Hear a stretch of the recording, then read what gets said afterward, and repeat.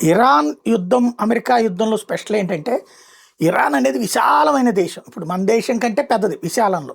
మనకిప్పుడు ఎట్లయితే ఇన్ని రాష్ట్రాలు, ఇన్ని కేంద్రపాలిత ప్రాంతాలు, ఇన్ని ఊళ్ళు, ఇన్ని నగరాలు ఎట్లా ఉంటాయో అట్లాగే ఉంటుంది దానికి కూడా. విశాలమైనటువంటి ప్రదేశం. కాబట్టి ఎక్కడ ఏ బేస్ ఉందో తెలియదు. ఎయిర్ బేస్‌లు ఇట్లాంటివి తెలుస్తాయి. కానీ ఆయుధ నిల్వలు చాలా చోట్లన రహస్యంగా పెట్టుకొచ్చారు. ఇప్పుడు హమాస్‌ది చూసాం మనం. ఎలా అయితే కింద తొర్రలు పెట్టి మరి భూమి అడుగున పైన ఊరుంటది. కింద ఇంకొక ఊరిని సృష్టించారో అట్లాగే చాలా సృష్టించారు. అవన్నీ తెలుసుకుని ధ్వంసం చేయడానికి కనీసం ఒక ఏడాది, 2 ఏళ్ళు బట్టి ఆశ్చర్యపోనక్కర్లేదు. ఇప్పుడు గాజాలో దాన్నే ఎన్ని సంవత్సరాల నుంచి కొట్టుకు చస్తుంటే ఇప్పుడు ఇజ్రాయెల్ పూర్తిగా దిగాక అక్కడ ఇప్పటికి కూడా పూర్తి విజయం సాధించిందంటే డౌటే. అలాంటిది ఇక ఇరాన్‌లో అయితే ఇంకా భూమి మీద దిగకుండా దాని మీద గెలవడం అసాధ్యం. అలాగని ఇరాన్ గెలుస్తదా అంటే అమెరికా మీదకి అది వెళ్ళి దాడి చేయలేదు. ఇజ్రాయెల్ మీద అప్పుడప్పుడు కాసిన మిసైల్స్ వేస్తుంటది.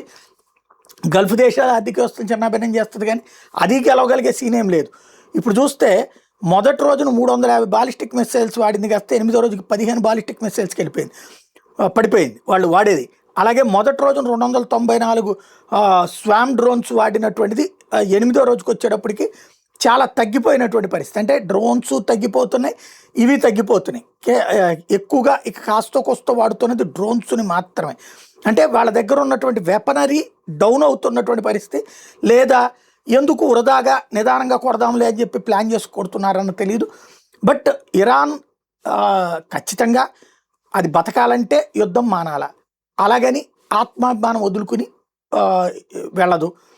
ప్రస్తుతం అయితే సంప్రదింపుల పర్వం జరుగుతోంది. అది పూర్తి అయితే ఈలోపుగా అది చేసుకున్న పెంటల్లా ఏంటంటే 12 దేశాలతో గొడవలు పెట్టుకుంది. ఒక్కళ్ళు కూడా మిత్రులు లేరు. చైనా, రష్యా మిత్రులే, కానీ యుద్ధ మిత్రులు కాదు. కేవలం మధ్యవర్తిత్వ మిత్రులు మాత్రమే. మిగతా వాళ్ళందరూ శత్రువులనే చేసుకుంది. ఎట్లా సాగుద్దో చూడాలి.